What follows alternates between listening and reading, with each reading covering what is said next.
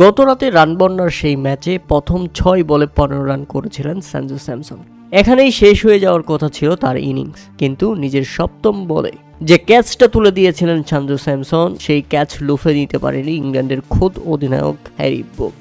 অথচ Harry Brook একজন নিঃসন্দেহে দুর্দান্ত ফিল্ডার, এটা নিয়ে কোনো সন্দেহ নেই। তাই তো আগের ম্যাচে 97 রান করে ওয়েস্ট ইন্ডিজকে বিদায় করে দেওয়া সঞ্জু স্যামসন এ ম্যাচেও বেঁচে যেয়ে গড়ে দিলেন বড় একটি ব্যবধান। শেষ পর্যন্ত এই ভারতীয় ওপেনার প্রমাণ করলেন 89 রানের একটা সেরা ইনিংস খেলে। ক্যাচ পিচের পর পরের 35 বলে 74 রান যোগ করেছেন সঞ্জু স্যামসন। তাতে ভারতের স্কোর বোর্ডে পাহাড় সমান রান 250+, অর্থাৎ 253। আর তাতে ভারতকে নিয়ে ভবিষ্যৎবাণী আবারও ভুল প্রমাণ হলো। এবার মোহাম্মদ আমির বললেন, ক্যাচ ছেড়ে দিলে আমি কি করব।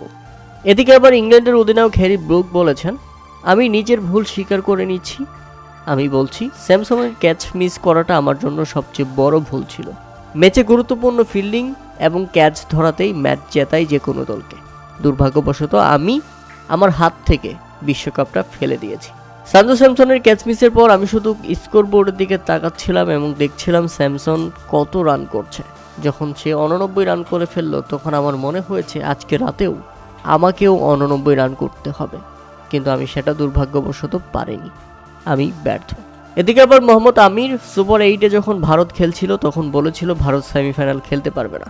এরপর সঞ্জু স্যামসন ওয়েস্ট ইন্ডিজকে হারিয়ে ভারতকে সেমিফাইনালে তোলে। এরপর ভারতকে নিয়ে আরও একবার মন্তব্য করেন মোহাম্মদ আমির।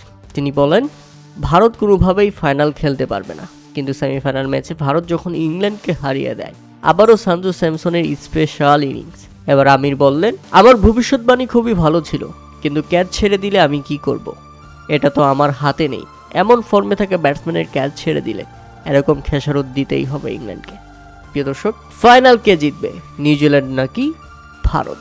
আপনাদের মতামত অবশ্যই আমাদের কমেন্ট করে জানাবেন।